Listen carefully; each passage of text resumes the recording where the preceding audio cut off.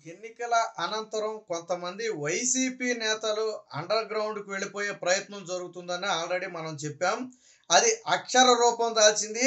ఎవరైతే మనం ముఖ్యంగా గతంలో తెలుగుదేశం పార్టీని కానివ్వండి, చంద్రబాబు, లోకేష్‌తో పాటు భువనేశ్వర్ గారిని ఎవరైతే అత్యంత హీనంగా విమర్శించారో, ముందు వాళ్ళే తప్పుకునే ప్రయత్నం జరుగుతుంది. ఎందుకనంటే వాళ్ళు ఓడిపోవడమే కాకుండా వైసీపీ పార్టీ అత్యంత దారుణంగా ఓడిపోతుంది. ఈ విషయం మనందరికీ తెలుసు. సో, ఇప్పుడు వల్లభనేని వంశీ వల్లభనేని వంశీ అయితే ప్రస్తుతానికి డల్లాస్ పారిపోయినట్టుగా మనకి తెలుస్తుంది.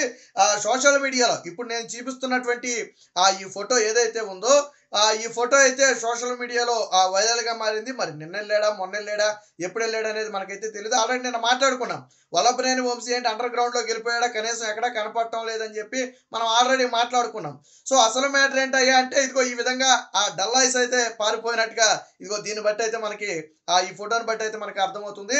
సో, ఇప్పుడు సోషల్ మీడియాలో ఇదే వైరల్‌గా మారింది. సో, అంటే ఫలితాలు రాకముందే డల్లాసు పారిపోయాడనే వార్త అయితే హల్చల్ చేస్తుంది. సరే వాళ్ళ అధినేతే లండన్ వెళ్ళిపోయాడు అనుకోండి, అది వేరే విషయం. అయితే వాస్తవానికి ఏదైనా సమ్మర్ హాలిడేగా వెళితే అది ఓకే. బట్ జగన్మోహన్ రెడ్డి ఎందుకు వెళ్ళాడు అంటే దానికి అర్థం లేదు. ఆమ్‌స్టర్‌డామ్ ఎందుకు వెళ్ళాడంటే ఇప్పటి వరకు తెలీదు. సరే ఎన్నికలైన మరుక్షణం ఆయన ఎలాగో కోర్టు పర్మిషన్ తీసుకొని వెళ్ళిపోయాడు అది వేరే విషయం.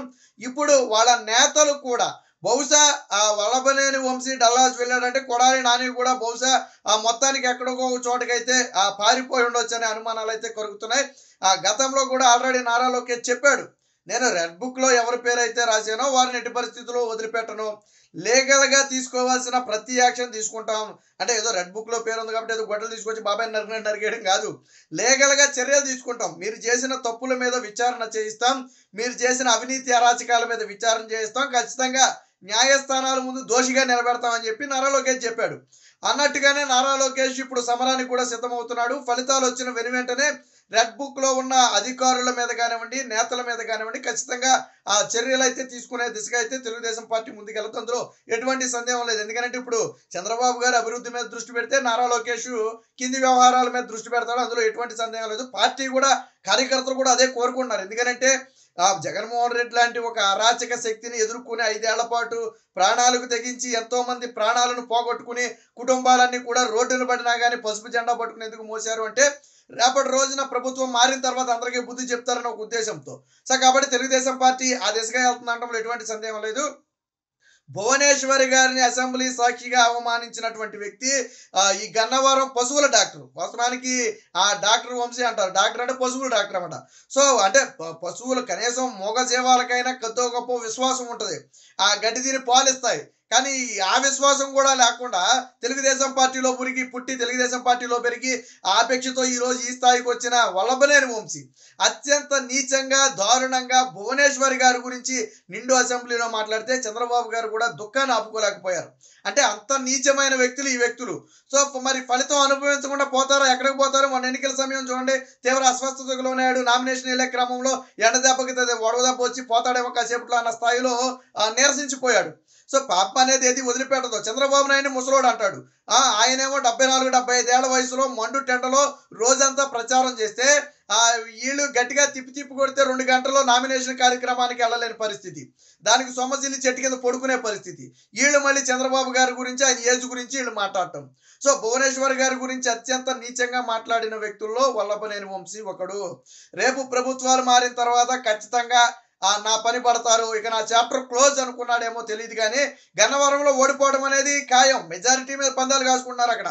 అంతేగాని గన్నవరంలో ఎవరు గెలుస్తారనే దాని మీద పందెం ఏమీ లేదు. అది వారు వన్ సైడే. కేవలం మెజారిటీ ఎంత అనే దాని మీద మాత్రమే పందాలు జరుగుతున్నాయి. సో, అక్కడ యార్లగడ్డ వెంకట్రావు భారీ మెజారిటీతో గెలవబోతున్నాడు. గట్టిగా మాట్లాడితే వంశీ అత్యంత దారుణ పరాజయాన్ని, గతంలో ఎప్పుడూ చూడని పరాజయాన్ని చూడబోతున్నాడు. వాస్తవానికి గన్నవరం అనేది టీడీపీ కంచుకోట. అందులోనూ జగన్మోహన్ రెడ్డికి కొద్దో గొప్ప అభిమానులు గన్నవరంలో ఉన్న వల్లభనేని వంశీకి ఓటేయరు. ఎందుకనంటే భువనేశ్వర్ గారిని, చంద్రబాబు గారిని అనరాని మాటలు అంటే వాళ్ళు కూడా సహించలా. రాజకీయాన్ని రాజకీయంగా చూస్తారు తప్ప వ్యక్తిగతంగా మాట్లాడితే ఎవరో ఊరుకోరు. కాబట్టి వైసీపీ మీద అభిమానం ఉన్న వల్లభనేని వంశీకి టికెట్ ఇవ్వడం వల్ల అక్కడ మేము ఓటేయం ఖచ్చితంగా ఆయన మాట్లాడిన పద్ధతి కరెక్ట్ కాదు, ఒక కుటుంబాన్ని అత్యంత నీచంగా దారుణంగా విమర్శించాడు అని చెప్పి చాలా మంది చెప్పే పరిస్థితి. సో అలా అంటే సొంత పార్టీలోనే వ్యతిరేకత ఆ స్థాయిలో ఉందంటే ఎంత దారుణ పరాజయాన్ని చవిచూడబోతున్నాడు అనేది మనకు అర్థమవుతున్న విషయం. ఇప్పుడు తాజాగా ముందు జాగ్రత్త చర్యల్లో భాగంగా ఫలితాల్లో ఓడిపోతాడని తెలుసు కాబట్టి ముందుగానే డల్లాస్ అయితే పారిపోయినట్టుగా అయితే అనుమానం కలుగుతుంది. నాకు తెలిసి ఆ రిజల్ట్ వచ్చిన తరువాత కూడా రాకపోవచ్చు. జగన్మోహన్ రెడ్డి వస్తాడో రాడో మనకైతే తెలియదు, కానీ వల్లభనేని వంశీ అయితే రాకపోవచ్చు. ఎందుకంటే ఫలితాలు వచ్చిన వెంటనే ముందు శిక్ష అనుభవించాల్సింది ఎవరయ్యా అంటే వల్లభనేని వంశీయే. హిట్ లిస్ట్లో మొదటి వ్యక్తి వల్లభనేని వంశీయే. ఎందుకంటే ఆ రోజు చేసినటువంటి చేష్టలు అవి. టీడీపీ నేతల మీద కార్యకర్తల మీద గన్నవరంలో చేయని దాడంటూ లేదు. చంద్రబాబు గారిని, భువనేశ్వర్ గారిని అన్నని మాట అంటూ లేదు. చివరికి వ్యక్తిగత జీవితాల మీద కూడా విమర్శలు చేసి అత్యంత దారుణ విమర్శలను ఎదుర్కొన్నటువంటి వ్యక్తి వల్లభనేని వంశీ. ఈ దెబ్బతో మొత్తానికి ఓటమి భయం దెబ్బతో రాష్ట్రం వదిలి డల్లాస్ అయితే పారిపోయినట్టుగా తెలుస్తుంది. ఇప్పుడు సోషల్ మీడియాలో చక్కర్లు కొడుతున్న ఫోటో ఇదే. మనకి ఇక్కడ ఫోటోలో చూడొచ్చు, ఒక సైడ్ నుంచి తీశారు, మధ్యలో మనుషులు అయితే అడ్డం ఉన్నారు. ఈ ఫోటో ఇప్పుడు తాజాగా డల్లాస్ లో ఉన్నప్పుడు తీసినటువంటి ఫోటో అని చెప్పి సోషల్ మీడియాలో అయితే వైరల్ అవుతుంది. నిజమే అవ్వచ్చు, ఎందుకంటే ఆయన ప్రస్తుతానికి అండర్ గ్రౌండ్ లో ఉన్నాడు, ఎక్కడ కనపట్ల. ఆల్రెడీ నిన్నే మాట్లాడుకున్నాం మనం, డల్లాస్ వెళ్ళాడనే విషయం తెలియక ముందే వల్లభనేని వంశీ, కొడాలి నాని ఏంటి సైలెంట్ అయిపోయారు, ఏంటి విషయం అని చెప్పి ఆల్రెడీ మనం మాట్లాడుకున్నట్టుగానే ఇప్పుడు డల్లాస్ అయితే పారిపోయాడు. అందుకనే మనకి ఎక్కడా కూడా కంటికి కనపట్లేదు. బహుశా రిజల్ట్ వచ్చేదాకా కూడా నేను ఇక్కడ ఉండటం మంచిది కాదేమో, ఏ క్షణం ఏం జరుగుద్దు అని భయం వేసి డల్లాస్ అయితే పారిపోయి ఉండొచ్చని టీడీపీ శ్రేణులు అయితే అంచనా వేస్తున్నాయి. మొత్తానిగా ఒక్కొక్క వైసీపీ నేత రాష్ట్రం వదిలి పారిపోతున్నారు అని చెప్పి ఈ రోజు పశువుల డాక్టర్ వల్లభనేని వంశీ పారిపోవడాన్ని బట్టి అర్థమవుతుంది.